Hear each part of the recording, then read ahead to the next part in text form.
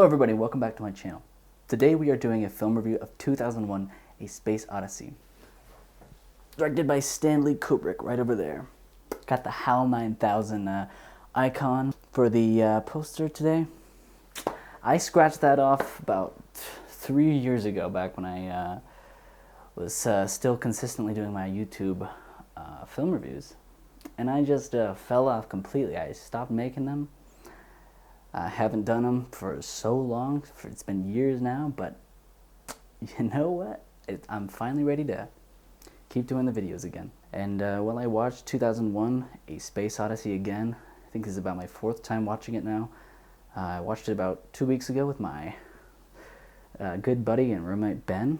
Showed it to him for the first time. You know, he enjoyed it. And of course, you know, it's pretty much my favorite movie, along with Ferris Bueller's Day Off. You know, I argue with my brother about favorite versus best. I'd say 2001's my best movie. Ferris Bueller's my favorite movie because, you know, I just connect with Ferris Bueller's Day Off more. It makes me more emotional. But 2001: A Space Odyssey is just a fucking work of art. You know what I'm saying? And, you know, let's just get into it. There's just so much I love about this movie. And, you know, this won't be really a review. You know, what else? What is there to say that hasn't been said and analyzed about 2001: A Space Odyssey, directed by Stanley Kubrick? So I'm just gonna go over some things that I love about it. You know, so let's just start where the movie begins. Of course, the beginning is like 3 minutes of just complete blackness and the soundtrack. So, from what I understand, it's not unique to this film. I thought, you know, my initial impression was that it was just super artistic, you know, avant-garde, black screen, nothingness for a couple minutes. But I came to understand that it's kind of a, was a common thing in epic movies to have a kind of overture in the beginning. So I guess it's not unique to 2001, and from my understanding. However, that's the only movie that I've seen that has a black screen, and I love it. And you know, I don't know, this doesn't really exactly mean anything, but it is interesting that the black screen, you know, you tilt it that way, it looks like the monolith. What does it mean? I don't know. I really don't. And it's also interesting, you know, our phones, you know. There's my Galaxy S23. It's the same exact shape of a monolith. And these tools certainly propel us into the future, you know what I'm saying? Kind of reading a bit into it, but you know, it is interesting. I don't even know what it means, but it's always something I like to think about when I watch the movie. But yeah, we open with that black screen, then we go to the apes. I think it's about like 10 minutes of ape footage, and like it's just really great ape costumes. And the teeth, I don't even know how they get the teeth to look that good, but they look like just unbrushed, rough monkey teeth, you know, and he's bashing down the bone. His teeth just look monkeyish, you know what I'm saying? The costumes are just great for the monkeys. Of course, the best part of the monkey sequence is when the monolith appears for the first time. They all see it. They're touching it. They're touching the monolith, and of course, after that, not too far after that, they start to evolve intellectually, and the ape figures out how to use tools, and you can infer that the monolith is there, and that was the reason why the monkeys got the tools. Is the monolith put there by the aliens? Is the monolith an alien? Was it just discovered there? I don't know. Well, the monkey wasn't discovered there, but I guess the moon monolith was there, was placed there, whereas the monkey monolith appeared there. I don't know. From what I understand, the aliens put the moon monolith on the moon so the humans would discover it after they were able to get to the moon. And once they found that, then the aliens would know that they'd evolved enough to do space travel. But it kind of just appears, from what I understand. That's what it seems like in the monkey sequence. I don't know. I'm rambling. You see, I can't succinctly express my thoughts on this. I honestly don't even know what the movie means, overall, I can't figure it out without looking at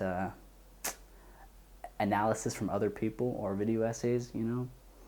I'm just not smart enough. But all I know is that I just love every fucking part of it. You know what I'm saying?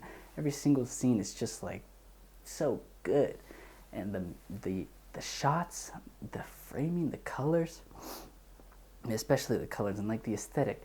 All of Stanley Kubrick's movies, the 3 I've seen at least, have just a great aesthetic. I can't even really describe it, but like it just looks good. You know what I'm talking about? Shining 2 and Clockwork Orange. Those are the 3 I've seen, along with 2001. And they all just look great. The colors look so nice, and like set design always has just like this certain look to it. But especially like the space station, the chairs, those chairs just look cool, It just looks good. But well, and then after the monkeys, you get the bone being thrown up, and it cuts to the space station, and everyone talks about how brilliant of a cut that is. Such a great match cut. But if I had one complaint, if I had one critique for Stanley Kubrick, it is a match cut, but it isn't actually matched. I think the bone is vertical when it cuts to the space station, and the space station is horizontal. I think Stanley Kubrick should have edited it so that the bone was horizontal as well. Would have been a much better match cut. I always think about that. It doesn't exactly cut up the best, but that's the one flaw I have with this film. But obviously that cut shows millions and millions of years worth of evolution. Is it even millions? I really don't know how long ago we evolved from monkeys. Probably more like hundreds of thousands. Maybe it's millions. Who knows? Probably lots of people. But just I don't. But then we go to the space station, and we get our second to main plot, which is about the American astronauts and scientists discovering the monolith on the moon. And the guy that I can't remember his name of calls his daughter on the FaceTime machine, whatever they call it, the video phone. And of course, there's so many not necessarily predictions, but a lot of the technology exists now. FaceTime is the biggest one I think of when I see the movie, and he's talking to his daughter on her birthday. And here we are. We got FaceTime. Accurately predicted. HAL 9000. We all have our Alexas and our Google Homes and Siris and whatnot. Obviously they're not sentient and sinister like HAL, but now we have AI with the progression of AI. Who knows? So far we're doing all right, but it's rapidly expanding. We could have HALs everywhere. ChatGPT is gonna meet up with Siri, and then we're all gonna be screwed. You know what I'm talking about? But now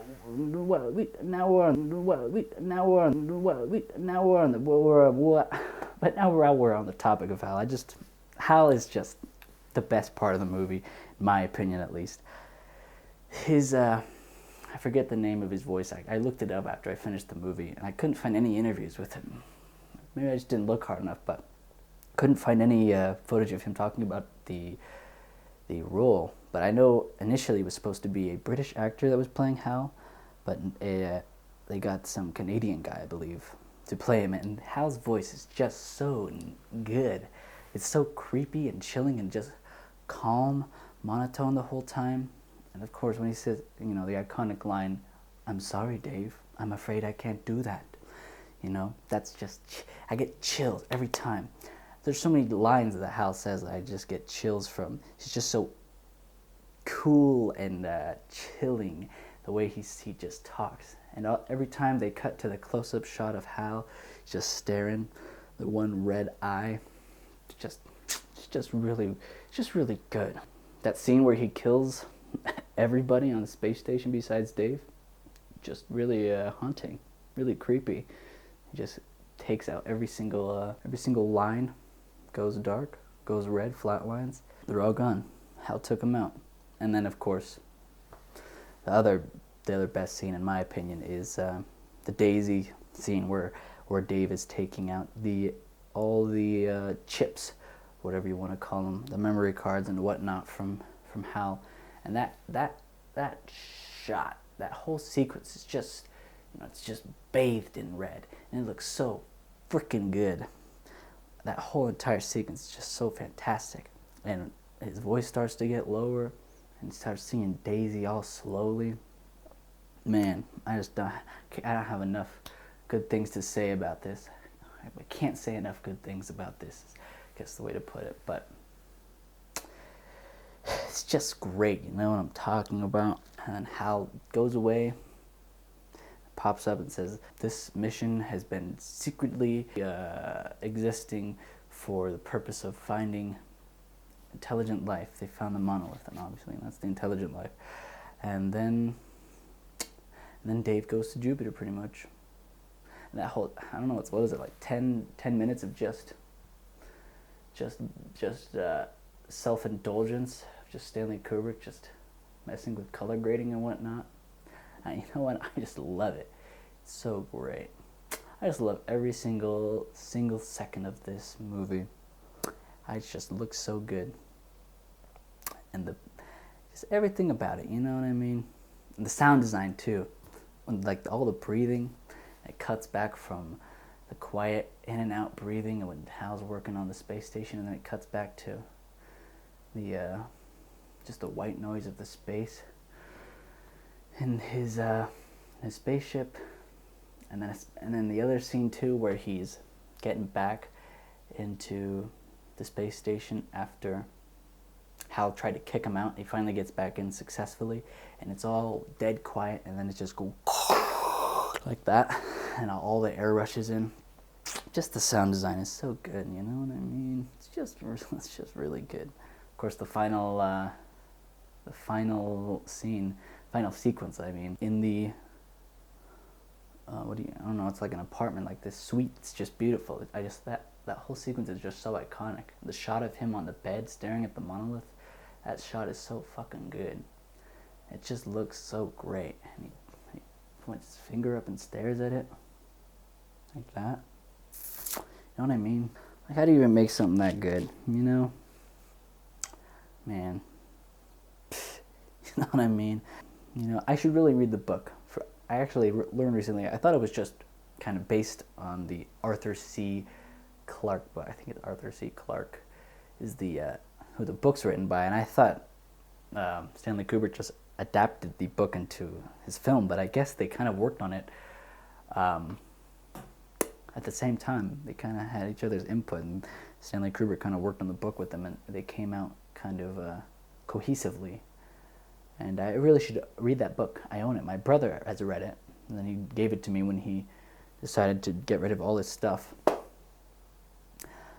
So I have it in my room. I definitely should read it soon. It would probably give me a lot more insight into what it all means. You know, the biggest stuff I'm lost on is what the monolith means. I always wondered that. I really don't know. I know it's like an alien tool, and obviously it advances the humans. That much is obvious, but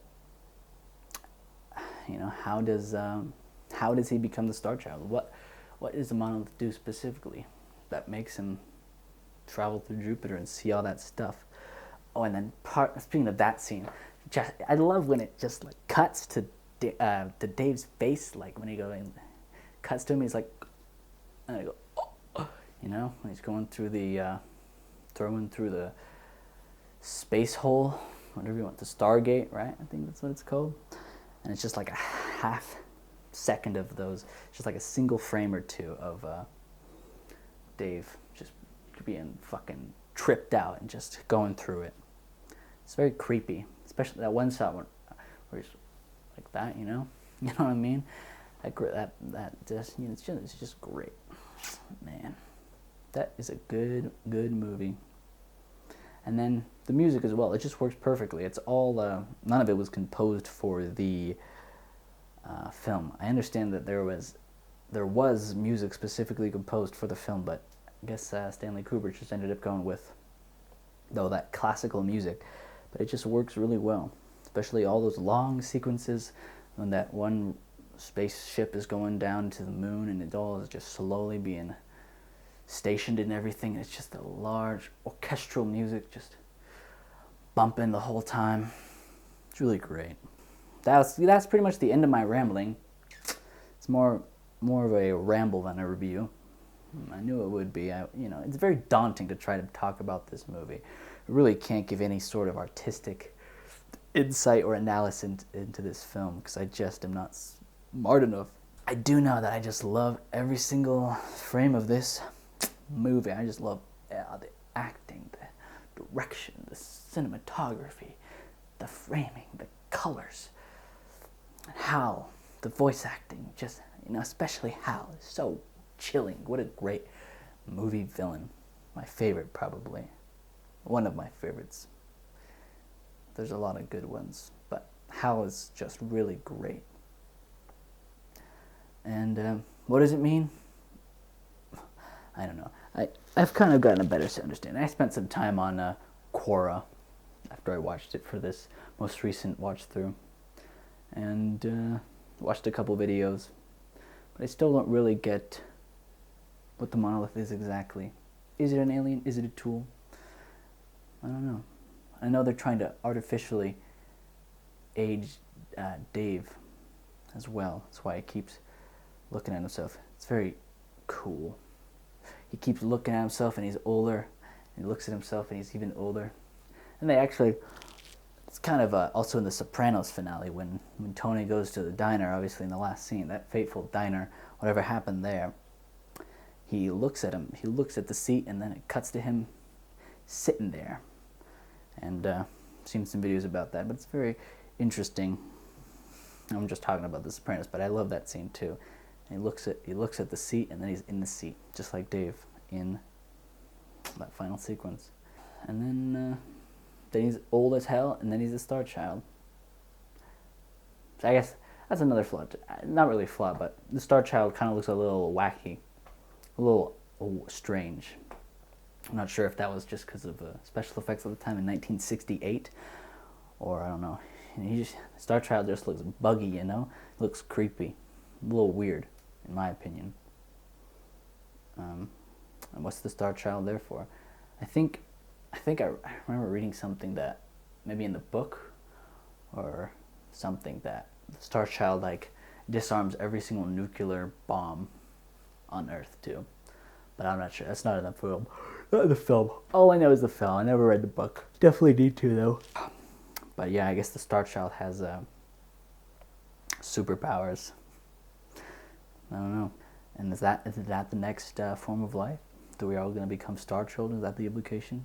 Or is Dave just going to be the one holy Star Child? I don't know. I don't know. And I also need to watch 2010 as well, the year we made contact.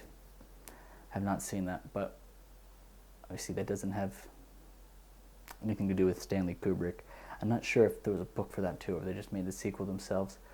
But I've heard it's not that bad. It's like okay, but this movie is just 10 out of 10, perfect film in my opinion. Probably, yeah. Definitely the best film I've seen. I think I saw it for the first time when I was 16 or so. I've watched it every 2 or 3 years since then. Watched it a couple more times, and most recently saw it just a couple weeks ago, and it still is just great.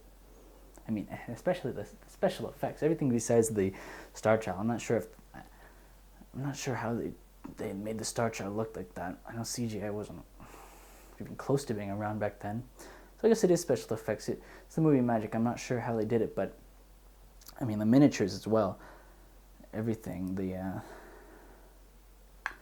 all the spaceships and whatnot, it just looks really great, and all the stars just really looks like they're there in space. I don't know how they did it. Really good movie making magic, really brilliant, in my opinion. So yeah, that's about it. Obviously, I already said, but this movie gets a 10 out of 10, no question.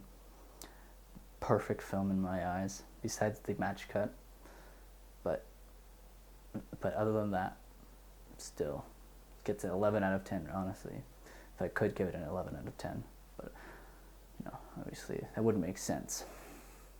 Can't go higher than 10 if it's 10, you know, especially on Letterboxd. It's only 5 stars. There's no 5.5 stars, you know what I'm saying. But yeah, next film's gonna be Rocky Horror Picture Show, which I've also already seen. Back when I was consistently doing my reviews, and the last one I did was Snatch. So after Snatch, I already watched 2001, and then I watched Rocky Horror Picture Show, and these are all scratched off. So I already had 2001 scratched off. It's been scratched off on my poster for like 3 years now. Then I had Rocky Horror Picture Show somewhere on there. It's already scratched off, along with Office Space and The Matrix. So those are all already scratched off behind me. Then after that, it'll be Old Boy. That was going to be the next one I watched. I have not seen that film yet. That was the reason I stopped, is because I couldn't find anywhere to watch Old Boy. I don't think it was streaming anywhere either. But I know they recently did a remaster of it, and they re-released it in theaters. So I'm sure it'll be a lot easier to find now. I'm definitely excited for that one. I've heard it's a great Korean film. Really great action movie. Obviously, I'll watch I think it's Park Chan-wook. Oh yeah, yep, I was right. Yeah, Park Chan-wook, the director. Obviously, I'm not going to watch the Spike Lee, Josh Brolin film version. You know, I'm obviously going to watch the original, not the crappy American remake. No, but that's about it. If you haven't seen 2001, highly recommend it.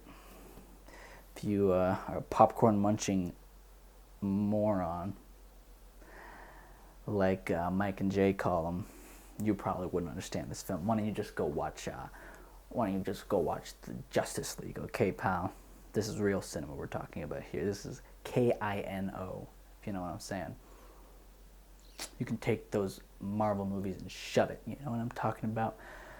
This is cinema we're talking about here, baby. But yeah, that's really about it.